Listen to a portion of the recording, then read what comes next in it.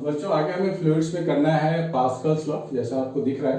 Pascal's law में क्या होता है बच्चों, जब प्रेशर अप्लाई करते हैं किसी भी लिक्विड में तो वो ट्रैवल करेगा, ट्रांसमिट करेगा इनसाइड द फ्लूइड और उसका कोई मैग्नीट्यूड कम नहीं होने वाला, right.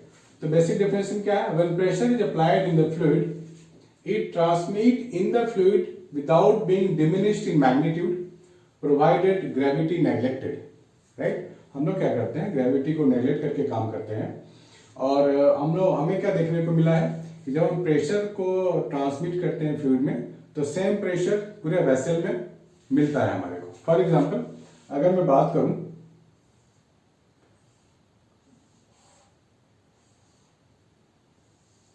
This is the diagram of hydraulic lift. ये बहुत बड़ा क्रॉस सेक्शन एरिया है, ये छोटा एरिया है। जो प्रेशर P यहां जो एग्जर्ट करेंगे फ्लूइड पे, same P will be find here. Pressure transmit करेगा लिक्विड में और यहां जो प्रेशर हमने दिया है वही प्रेशर यहां भी बन के आएगा without being diminished in magnitude. Same pressure होता है, राइट। पास्कल्स ने बताया था, पास्कल्स ने समझाया था। तो यहाँ का क्रॉस सेक्शन एरिया मान लेते हैं स्मॉल a है और यहाँ पे कोई बिग मास है, यहाँ पे इस वेट को उठाना है विथ द लिटिल एफर्ट। तो पास्कल्स लॉ का ये एप्लीकेशन हो गया बेसिकली। इसको नाम आप लिख सकते हो हाइड्रोलिक लिफ्ट, हाइड्रोलिक लिफ्ट।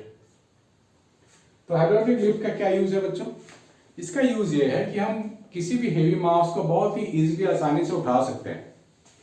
कौन सा प्रिंसिपल यहाँ काम करता है, यही पास्कल्स लॉ वाला। यहाँ पे जो क्रॉस सेक्शन एरिया है कैपिटल ए है और यहाँ जो कैपिटल ए है वो बहुत ही बड़ा है स्मॉल ए से। जब हम यहाँ की बात करेंगे तो pressure at the left and, left and में प्रेशर क्या लिखेंगे हम लोग, force 1 upon area. Similarly right and की जब बात होगी तो प्रेशर क्या लिखेंगे राइट एंड में,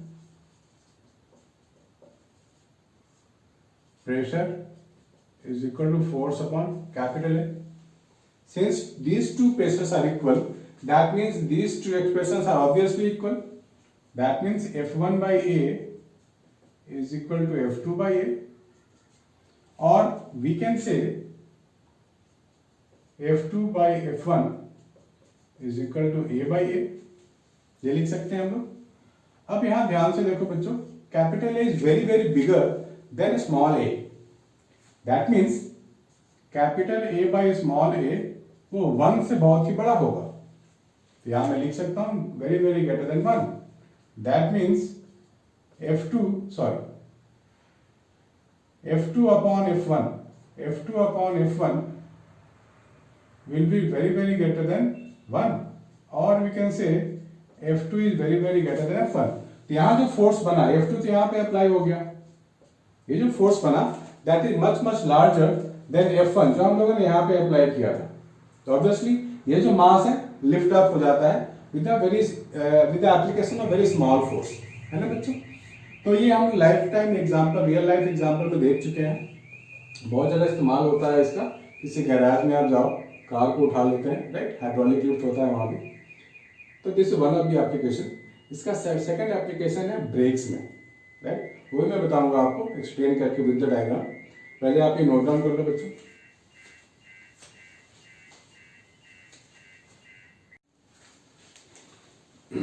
हेलो बच्चों, you can see the diagram of hydraulic breaks here.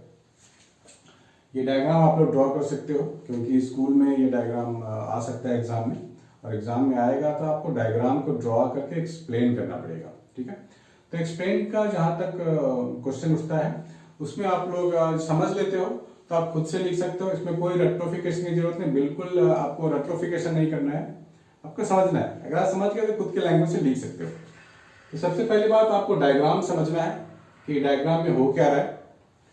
तो ये ब्रेक पैडल है F, जहाँ पे हम लोग इसको प्रेस करते हैं। ये लीवर होता है और ये लीवर के बाद एक पिस्टन है। इस पिस्टन को हम लोग आगे पीछे मूव हो सकता है और इसमें ब्रेक ऑयल फिल करते हैं। आपने सुना होगा ना, कार को कभी लेके जाते हो हमने गैराज में सर्विसिंग के लिए, तो क्या बोलता है कि ब्रेक ऑयल चेंज कर देते हैं, राइट। ब्रेक ऑयल चेंज करते हैं वो लोग, डब्बा होता है वो लेके डाल देते हैं, ऑयल होता है उसमें। ये जो ऑयल पूरा फिल है यहाँ तक। पिस्टन ये दूसरा वाला है जो व्हील से कनेक्टेड है, यहाँ भी ऑयल यहाँ तक होता है। ये inner part of the wheel है, यहाँ पर ब्रेक शूज बोलते हैं S1 S2। आपने सुना होगा ये भी कि जब आप सर्विसिंग के लिए जाते हो बोलते हैं ब्रेक शू ओल्ड हो गया है, काम नहीं कर रहा है, राइट। एक्चुअली ज़्यादा स्मूथ हो जाए ब्रेक शू तो हमारे लिए वो डेंजरस है। ज़्यादा स्मूथ होने का मतलब है फ्रिक्शन कम हो जाएगा, फ्रिक्शन कम हो जाएगा तो आप ब्रेक लगाओगे तो टायर इंस्टेंटली नहीं रुकेगा, थोड़ा हो सकता है थोड़ा आगे जाके रुके, that is very dangerous while driving. तो ये ब्रेक शूज है S1 S2, ये स्प्रिंग लगा है दोनों को जोड़ने के लिए। तो होता क्या है जब हम पैडल को प्रेस करते हैं, फोर्स लगाते हैं, तो ये लिक्विड फिर आगे खिसकता है क्योंकि पिस्टन आगे मूव कर जाएगा। तो ये लिक्विड जब यहाँ पे आएगा तो पिस्टन P1 और P2 को फोर्स लगाएगा to oppose this, opposite direction में फोर्स लगाएगा। P1 को इधर लगाएगा फोर्स और P2 को इधर, अकॉर्डिंग टू पास्कल्स लॉ। तो ये जब फोर्स लगाएगा तो क्या होगा, जो ब्रेक शू है ये जाकर के टायर के इनर साइड से स्ट्राइक करेंगे वहां पे जाकर के और टायर रुक जाएगा, हमारी गाड़ी रुक जाएगी। तो जब हम ब्रेक को रिलीज करेंगे तो ये स्प्रिंग भी वापस आ जाएगा और ये ब्रेक शू वापस आ जाएगा हमारा, ठीक है। जब तक हम इसको रिलीज नहीं करेंगे ये ब्रेक शू और ये स्प्रिंग वापस नहीं आने वाला। तो जैसे ही ब्रेक शू यहाँ पर वापस जाएगा, ब्रेक लग जाएगा और आपकी गाड़ी जो है रुक जाएगी। और उस टाइम क्या होगा, दिस स्प्रिंग इज इलोंगेट हो जाता है अपोजिट डायरेक्शन में। और जैसे हमने इसको रिलीज किया तो रिलीज करेंगे तो क्या होगा, फ्लूइड वापस जाएगा, फ्लूइड वापस जाएगा और ये जो स्प्रिंग है जो पहले इलोंगेटेड था ये वापस कंप्रेस्ड हो जाएगा, नेचुरल लेंथ में अपने वापस आ जाएगा, हो सकता है कंप्रेस भी हो जाए।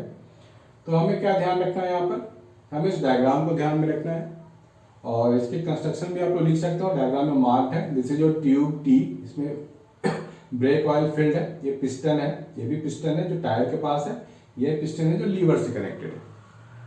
तो आप लोग इसका नाम इसमें डाल सकते हो डायग्राम ड्रॉ करके कंस्ट्रक्शन में।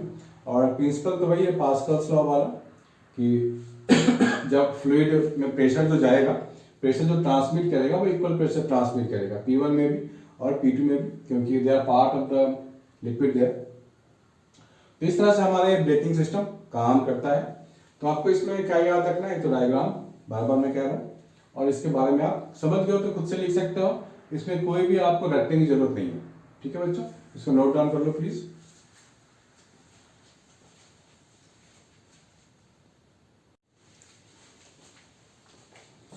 हेलो बच्चों, आगे हमें करना है बायोंसी।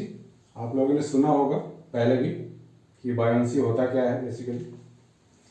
तो हम लोगों ने फील किया है रियल लाइफ में, कोई भी ऑब्जेक्ट अगर वाटर में डाल दें तो हमें थोड़ा वो हल्का सा लगने लगता है एज कम्पेयर टू एयर वाला। मान लो एयर में कोई चीज़ पकड़ के रखा है और उसको फिर हम वाटर में ले जाएं तो as compare to air, water में वो इजी टू लिफ्ट फील होता है, हल्का फील होता है।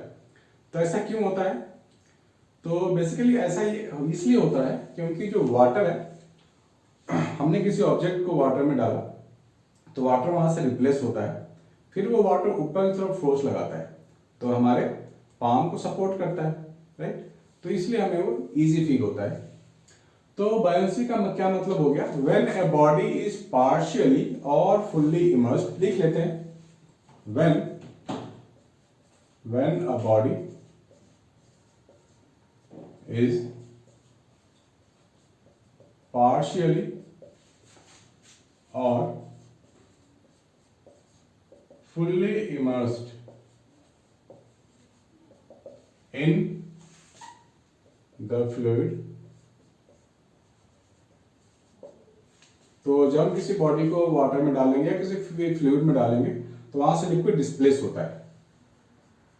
The liquid displaces, the liquid displaced, and that displaced liquid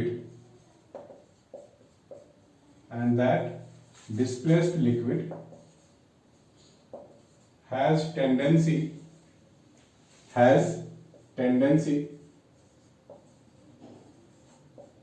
to regain its original position.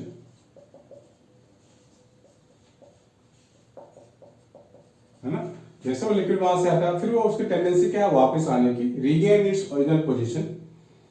तो that's why the liquid exert force upward. In doing so, the liquid exert upward force called upthrust, और इसको buoyant force भी बोलते हैं, और buoyant force, और simply इसी को बायंसी भी कहते हैं पूरे फेनोमेनन को। ठीक है, तो होपफुली आप लोग समझ गए होंगे। अब इसके लिए मैं एक्सप्रेशन भी आपको लिख के बता देता हूं कि इसको एक्सप्रेस कैसे किया जाए मैथमेटिकली, इसको फॉर्मूले में क्या लिखें और कैसे लिखें। सपोज हमारे पास कोई बॉडी है, राइट, वी आई इसका जो वॉल्यूम है इनसाइड है, और टोटल वॉल्यूम वी है बॉडी का, और बॉडी का डेंसिटी ले रहा हूं रो बी, और जिस लिक्विड में ये बॉडी है उस लिक्विड की डेंसिटी ले रहा हूं मैं रो एल। ये कोई भी बॉडी हो सकता है, square, circle, rectangle, disc, cylinder, anything. तो मैंने इसी को जनरल फिगर ले लिया है।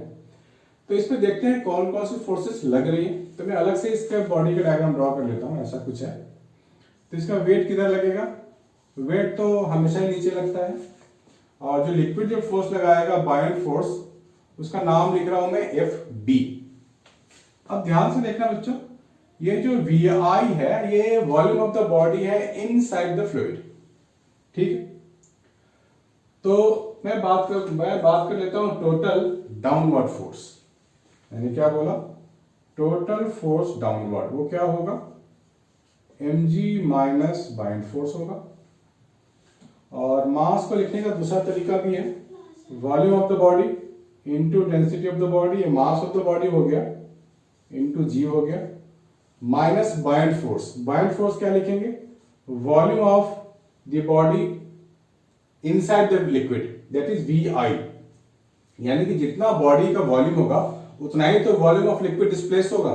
सो we can say V I is the volume of liquid displaced into density of liquid. तो ये हो गया mass of liquid displaced into g. So this is the buoyant force actually. तो यहां पर हम क्या कर सकते हैं, जी कॉमन ले सकते हैं, v density of body, v inside वाला into density, this is the net downward force. अब ये हो सकता है इसमें कि हो सकता है कि पूरा का पूरा बॉडी जो हो वो इनसाइड द लिक्विड हो। दैट मीन्स इस केस में क्या होगा, v is equal to V I हो जाएगा, पूरा बॉडी इनसाइड अगर हो तो मैं यहां पर इस केस में मैं वी आई को v लिख सकता हूं। So net downward force in this case is coming out to be G V rho B minus V into rho L, or V can be come out, so density of the body minus density of the liquid, ये लिख सकते हैं हम लोग। ठीक है, तो आप लोग ध्यान रखना दोनों एक्सप्रेशन में डिफरेंस क्या है, इसका कुछ पोर्शन अंदर है कुछ पोर्शन बाहर है, ये पूरा का पूरा जस्ट लिक्विड के इनसाइड है, तो ये एक्सप्रेशन लिख सकते हैं। अब क्या हो सकता है इसमें केसेस बन सकते हैं बहुत सारे। केस 1, अगर यहां पर density of the body is equal to density of liquid हो जाए, दोनों इक्वेशन दोनों डेंसिटी अगर सेम हो जाए तो नेट डाउनवर्ड फोर्स तो जीरो हो जाएगा, net downward force zero. So body को क्या बोलेंगे, बॉडी इक्विलिब्रियम में है, बॉडी जहां है वहीं रहेगा, ना ऊपर आएगा ना नीचे जाएगा।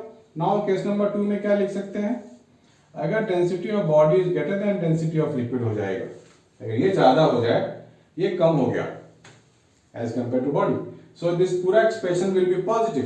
दैट मींस हम यहां क्या लिख सकते हैं, downward force will be greater than zero, यानी कि in this case body will sink down,